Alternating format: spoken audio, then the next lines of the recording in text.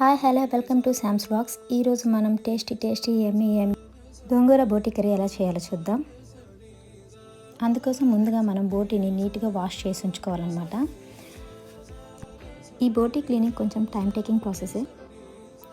Clean చేసిన బోటిని ఒక కుక్కర్లో వేయాలి. తర్వాత అదే కుక్కర్లో కొంచెం ఉప్పు అలాగే కొంచెం పసుపు యాడ్ చేయాలి.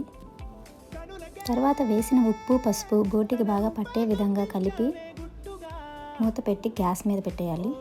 కుక్కర్ 2 to 3 విజిల్స్ వస్తే సరిపోతుంది.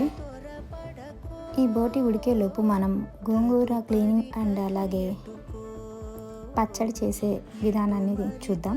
ముందుగా గోంగూరను మనం నీట్గా వాష్ చేసి ఉంచుకుందాం. వాష్ చేసిన గోంగూరలో కొన్ని వాటర్ వేసి గ్యాస్ మీద పెట్టేద్దాం.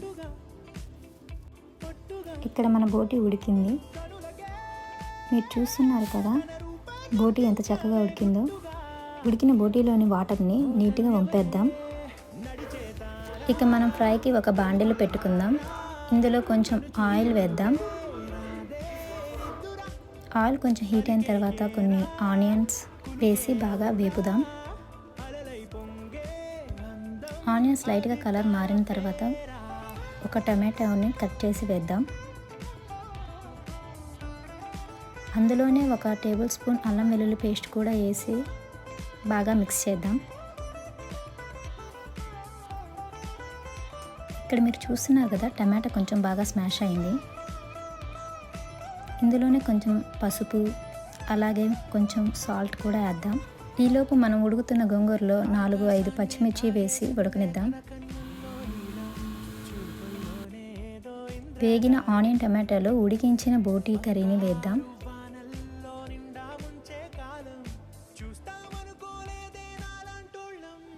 వేసిన తర్వాత మనం వేసినటువంటి ఫ్రై బోటికి బాగా పట్టే విధంగా కలబెట్టి కొంచెం మూత పెట్టి ఉడకనిద్దాం. అది ఉడికేలోపు మనం గోంగూర పచ్చడి తయారీ విధానం చూద్దాం. ముందుగా మనం ఉడకబెట్టుకున్నటువంటి పచ్చిమిర్చి గోంగూరలోని ఓన్లీ పచ్చిమిర్చిని మాత్రమే రోట్లో వేసి అలాగే కొంచెం ఉప్పు వేసి నీట్గా దంచుకుందాం. పచ్చిమిర్చి మెదిగిన తర్వాత గోంగూరను కూడా అందులో వేద్దాం. గోంగూర వేసిన తర్వాత మొత్తం ఒకసారి కలిసే విధంగా మనం ఒకసారి పచ్చడిని దంచుదాం. అంతేనండి, ఇక్కడ మన గోంగూర పచ్చడి రెడీ అయింది. ఈలోపు మన బోటి కర్రీ కూడా ఆల్మోస్ట్ ఉడికింది.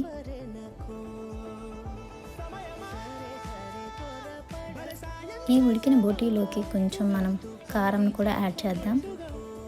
కారం మొత్తం ఒకసారి కలిసే విధంగా కలియబెట్టి మూత పెడదాం. 2 నిమిషాల తర్వాత మనం ఒకసారి తీసి కలబెట్టి తయారు చేసుకున్నటువంటి గోంగూర పచ్చడిని ఆ బోటి కర్రీలో వేసి బాగా మిక్స్ చేద్దాం. ఇక అంతేనండి, చాలా ఈజీ అయిన టేస్టీ యమ్మీ గోంగూర బోటి రెడీ. మీరు కూడా మీ ఇంట్లో ట్రై చేసి ఎలా ఉందో కామెంట్ చేయండి. Please do follow and subscribe my channel Sravani vlogs. Bye guys.